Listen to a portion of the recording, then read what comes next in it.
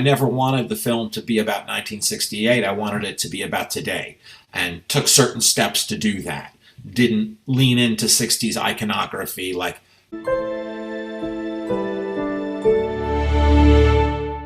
Good morning, Arrow. Good morning, how are you?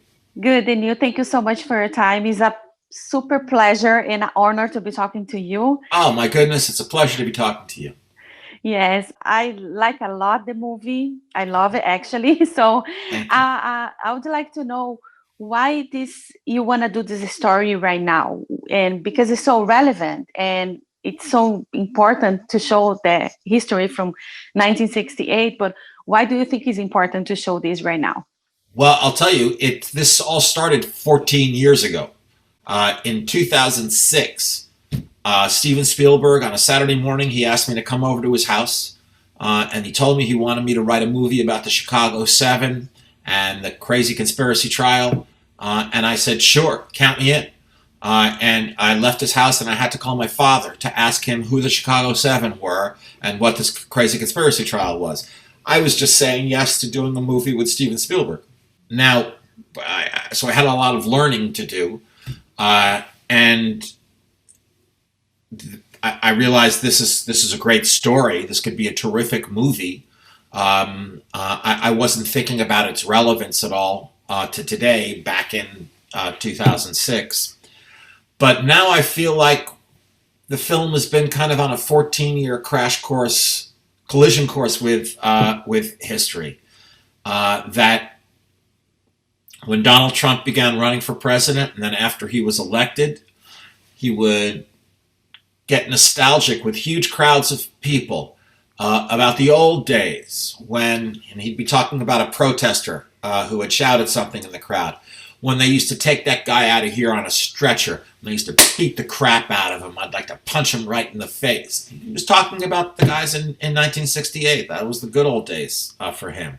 Once we made the movie last winter in Chicago, and we thought it was plenty relevant when we were making it. We didn't need it to get more relevant, but it did, with the police shootings of African American men and women, the protests in the streets that were suddenly again being met by force, being met by police with tear gas and batons. And I thought if you look at CNN's coverage of what happened last night in this city or that city, if you just degraded the color a little bit, it would look exactly like the footage that we used from Chicago in 1968.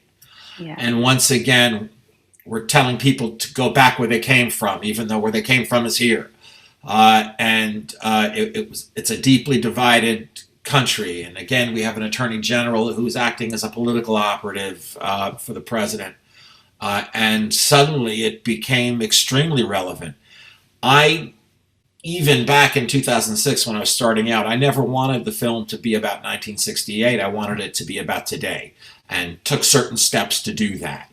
Didn't lean into 60s iconography like peace signs and a psychedelic aesthetic. I didn't use a 60s score.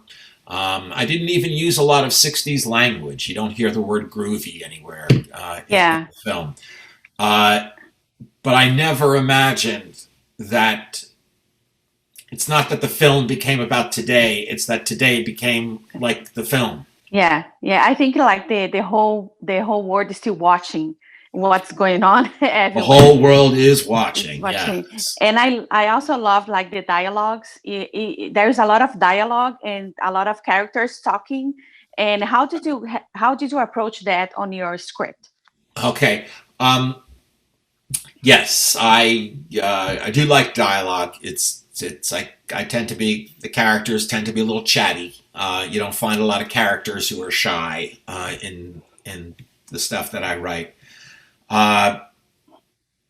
But it is a courtroom drama where you do get to use a lot of language. Where I would get nervous wasn't with dialogue scenes, because remember, this cast, it's a phenomenal cast. I felt like every morning when I came to work, I was being tossed the keys to a Formula One race car, and all I had to do was not put the car into the wall, and these guys were going to win the race. So in the courtroom, in rooms, in the conspiracy office, in the defense conference room, in those rooms, I felt semi-comfortable.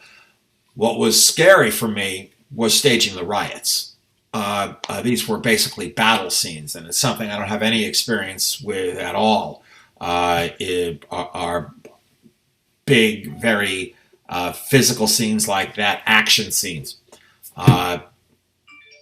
So it was scary, but I had a lot of help from Faden Papamichael, our cinematographer, from Ellen Baumgarten, our editor, Shane Valentino, our production designer, Daniel Pemberton, our composer, and the whole crew. So it was a triumph of collaboration.